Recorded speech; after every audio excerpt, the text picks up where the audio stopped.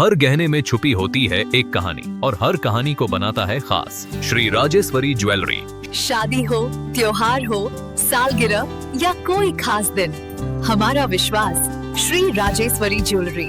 यहाँ मिलता है आपको शुद्ध हॉलमार्क गोल्ड ज्वेलरी का बेहतरीन कलेक्शन, क्वालिटी जो दिल जीत ले, डिजाइन जो नजरें थाम ले और भरोसा जो पीढ़ियों तक साथ निभाए। श्री राजेश्वरी ज्वेलरी, जहाँ हर खुशी का गहना आपका इंतजार कर रहा है। पता नियर शास्त्री रोड, एबरडीन बाजार, श्री विजयपुरम। कॉल 031922333822। श्री राजेश्वरी ज्वेलरी, आपके सपनों का गहना हर मौके के लिए।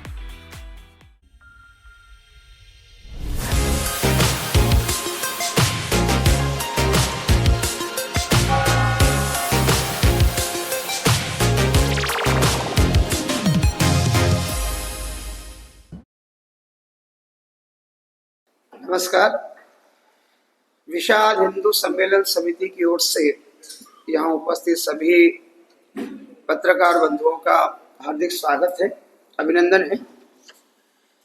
और आज की ये जो पत्रकार वार्ता है वो आने वाले 13 दिसंबर को नेताजी स्टेडियम में जो विशाल हिंदू सम्मेलन, विराट हिंदू सम्मेलन जो आयोजित किया जा रहा है उसके उपलक्ष्य में की गई है और उस सम्मेलन की जानकारी देने के लिए की गई है।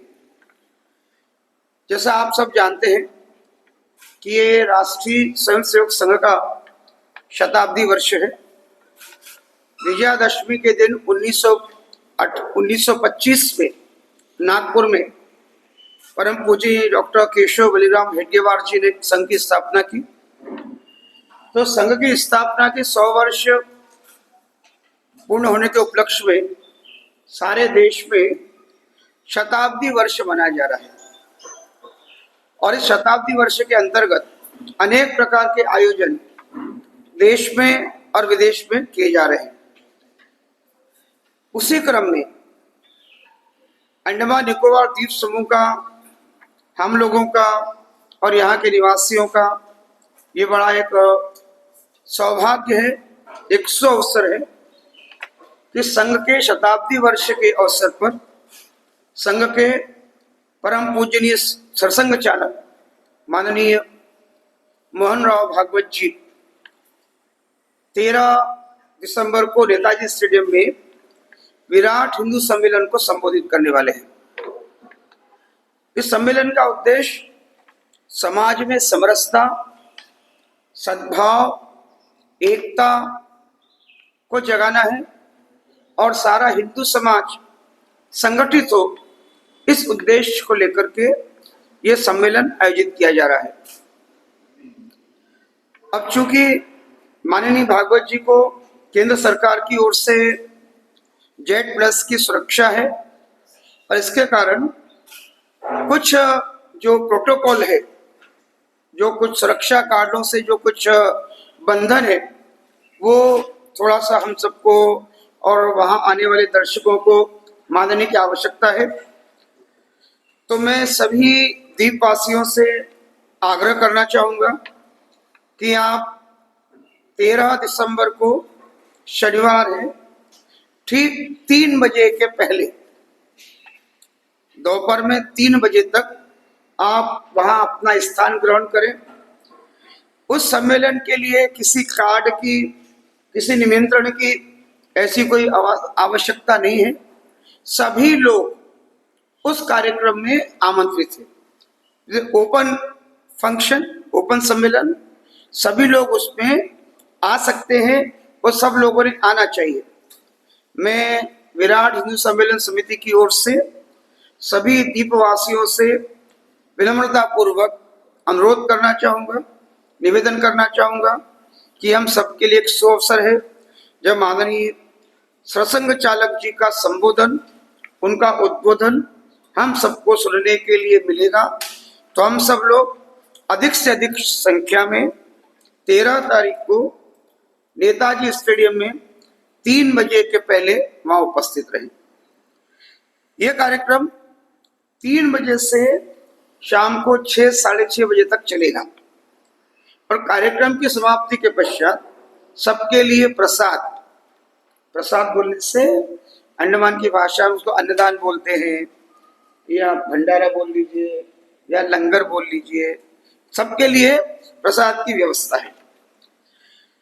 कुछ जो नियम जो पुलिस की ओर से बताए गए हैं कि जो श्रोता वहां पर आएंगे उनसे निवेदन है कि कृपया वो पीने का पानी जो बोतल है वो साथ में लेकर के नहीं आए, और बैग, विशेषकर हमारी जो माता बहनें हैं थोड़ा उनको बैग कैरी करने की आदत होती है, तो उनसे आग्रह है वो बैग लेकर के नहीं आए, छाता लेकर के नहीं आए, और मोबाइल जो है मोबाइल वहां पर परमिटेड है। हम मोबाइल लेकर के आ सकते हैं, लेकिन पीने के पानी का बोतल, बैग और छाता ये नहीं लेकर के आना है। पीने के पानी की व्यवस्था वहां सबके लिए रहेगी, अलग अलग प्रकार के काउंटर वहां पर लगाए गए हैं, तो पीने के पानी की व्यवस्था वहां पर समिति की ओर से रहेगी। इसके लिए किसी को उसके बारे में चिंता करने की आवश्यकता नहीं है। जो उसका रूट है, हम जो क्लॉक टावर है अबरडीन बाजार में, क्लॉक टावर से जो स्विमिंग पूल है, क्लॉक टावर से हम जाएंगे, जो स्विमिंग पूल है, स्विमिंग पूल के जो गेट्स हैं वहां से पब्लिक के लिए, सबके लिए एंट्री रखी गई है। तो सभी लोग कृपया रूट का ध्यान रखें, स्विमिंग पूल से वहां होते हुए उनको जाना है।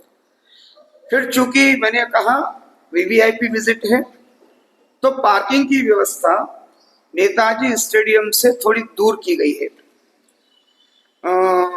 स्विमिंग पूल के पास पार्किंग हो सकता है। फिर आप आगे जाएंगे तो जो गर्ल्स स्कूल है, government senior secondary girls school, वहाँ पार्किंग की व्यवस्था है। फिर जो जैनाराम कॉलेज है वहाँ पार्किंग की व्यवस्था है। फिर जो वाय नारायण जो जंक्शन है वहाँ पार्किंग की व्यवस्था है। और हनुमान मंदिर, जो हनुमान मंदिर है वहाँ पर पुलिस के ऑफिस के सामने, हाँ, पुलिस सीआईडी ऑफिस के सामने वहाँ पार्किंग की व्यवस्था है। हमारे वहाँ जो बेसिक जो फैसिलिटीज है, क्योंकि जो हमारे दर्शक हैं, जो हमारे श्रोता हैं, जो हमारे हिंदू लोग हैं, जो सनातनी लोग हैं, जो माननीय भागवत जी को सुनने के लिए आएंगे, तो जी वो 3 बजे आएंगे, 6:30 बजे तक रहेंगे वहाँ, 3-4 घंटे का समय। तो उनके लिए जो बेसिक एमिनिटीज है, जो सुविधा है, वो विराट हिंदू सम्मेलन समिति की ओर से प्रोवाइड की जाएगी। वहाँ पर टॉयलेट की व्यवस्था है, पीने के पानी की व्यवस्था है, वहाँ पर मेडिकल का एक रूम रहेगा। इन केस यदि किसी की इमरजेंसी है, आप मेडिकल रूम में जाकर के सहायता ले सकते हैं। कंट्रोल रूम वहाँ पर रहेगा। यदि आपको कोई खो गया, जब बड़ी गैदरिंग होती है तो कोई बच्चा खो गया या कुछ सामान खो गया, तो आप कंट्रोल रूम में जाकर के वो अनाउंसमेंट कर सकते हैं। तो ये सारी जो एमिनिटीज है, जो सुविधा है, वो समिति की ओर से वहाँ पर की गई है। 2-3 चीजें मैं और सबसे निवेदन करना चाहूँगा। क्योंकि ये बड़ा सम्मेलन है और हमारा एक्सपेक्टेशन है कि अराउंड 20 से 25 हजार लोग उस सम्मेलन में आएंगे, तो सभी से निवेदन है, एक तो स्वच्छता का ध्यान रखें। स्वच्छता का ध्यान रखना ये जितने लोग हैं सबकी जिम्मेदारी है। दूसरा, थोड़ा सा डिसिप्लिन बना करके रखें। क्यों क्या है कि आजकल चूंकि मोबाइल है और स्वाभाविक है, इतने बड़े अधिकारी आ रहे हैं, सबको मन में आता है कि हमने उनका फोटो लेना चाहिए, सेल्फी लेना चाहिए। लेकिन सब लोग यदि सेल्फी में और फोटो के लिए जाएंगे तो अव्यवस्था होने की संभावना है।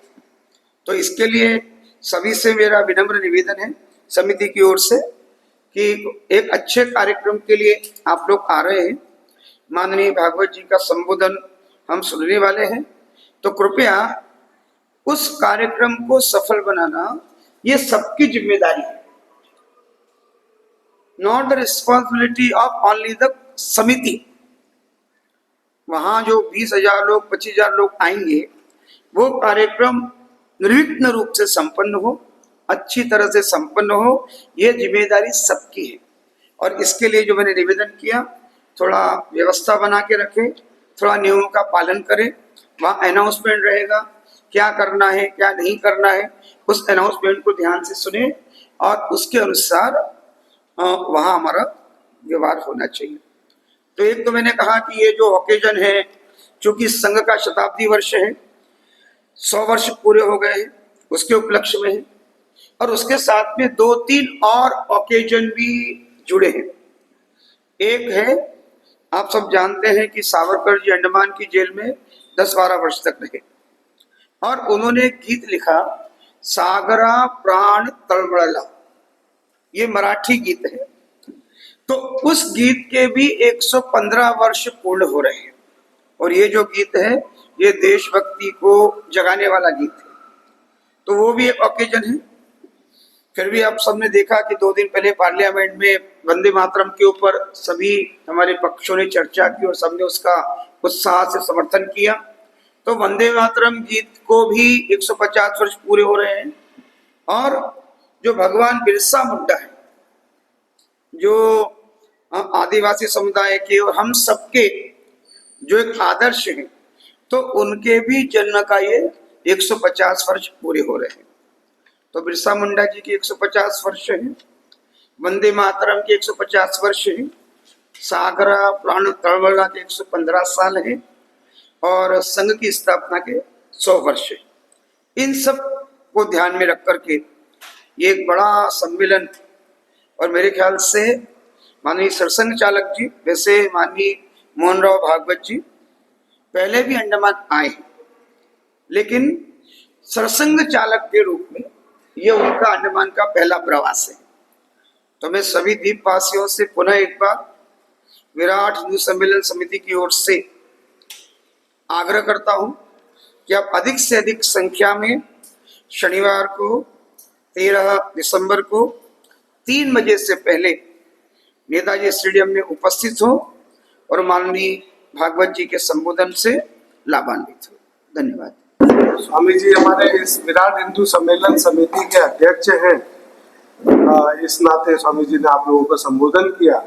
मैं अनिल गोयल, मैं इस समिति में जो आर्थिक रूप से जो काम देख रहे हैं उस समिति में सदस्य हूँ। दाहिनी तरफ बैठे हैं गिरीश अरोड़ा जी, इनके मैदान में जितनी व्यवस्था है तो गिरीश अरोड़ा जी उस मैदान की व्यवस्था को देख रहे हैं। और अभी अभी हमारे बीच आए हैं हमारे त्यागराजन जी, हमारे ये अंडमान निकोबार संघ की दृष्टि से एक विभाग है, तो वो सह विभाग कार्यवाह है। जैसा स्वामी जी ने बताया, सावरकर जी ने कुछ गीत लिखे थे अंडमान में और वो उन्होंने अपने हाथों से हिदनाथ मंगेशकर जी को दिया था संगीत डालने के लिए। और मंगेशकर जी की फैमिली यहाँ आई हुई है और उनके म्यूजिशियंस ही कल 13 तारीख को परसों नेताजी स्टेडियम में इस विराट हिंदू सम्मेलन में ये गीत अंडमान के जनता के लिए गाएंगे। तो ये एक बहुत सुनहरा मौका है और क्योंकि अंडमान और सावरकर जी एक साथ जुड़े हुए हैं और ये पहली बार ऐसा अवसर मिला है कि इतने बड़े म्यूजिशियंस सावरकर जी के गीत अंडमान में नेताजी स्टेडियम इटसेल्फ एक हिस्टोरिकल प्लेस है, तो वहाँ पर ये गाएंगे। तो मेरा आपके माध्यम से सारे अंडमान के वासियों से ये निवेदन है कि वो जरूर 13 तारीख को नेताजी स्टेडियम आए। जो इंटर आइलैंड के लोग यहाँ नहीं आ पाएंगे उनकी सुविधा के लिए ये पूरा कार्यक्रम लाइव टेलीकास्ट होगा यूट्यूब पे और वो लिंक भी हमने आपके प्रेस रिलीज में मेंशन किया है। आप लोग से ये रिक्वेस्ट है कि इसकी पब्लिसिटी करें ताकि लोगों को इंटर आइलैंड में भी जो यहाँ तक नहीं ट्रैवल कर पा रहे हैं वो इस कार्यक्रम को लाइव देख सके। धन्यवाद। सर जैसा स्वामी जी ने बोला 25,000 का एक्सपेक्टेशन है पब्लिक गैदरिंग का, तो इसमें सिक्योरिटी प्रिकॉशन किस तरह का आपने अरेंजमेंट किया है? नहीं, ओपन एरिया है वो, मालूम है तो नहीं, सिक्योरिटी का पुलिस ने अपना जो प्रोटोकॉल है उस हिसाब से बंदोबस्त किया है और वो पूरा का पूरा डिपार्टमेंट उनका है और वो अपनी तरफ से सारे प्रिकॉशंस ले रहे हैं। ये हमने लगता है कहा कि जनरली देखो जब इतनी बड़ी गैदरिंग होती है तो मेन तो व्यवस्था वाली बात है। बाकी तो लैंड ऑर्डर मैनेज करना वो तो पुलिस का काम ऑलरेडी कर ही रहे हैं। उन्होंने अपने ब्लॉक्स भी बनाए हैं, डीबी बनाए हैं, उसका जो मूवमेंट है वो उन्होंने मैनेज किया है। अभी सब एक साथ तो निकलेंगे, अलग सारी व्यवस्था करके रखी है। बाकी तो जो सुरक्षा का मामला है वो तो उनका है।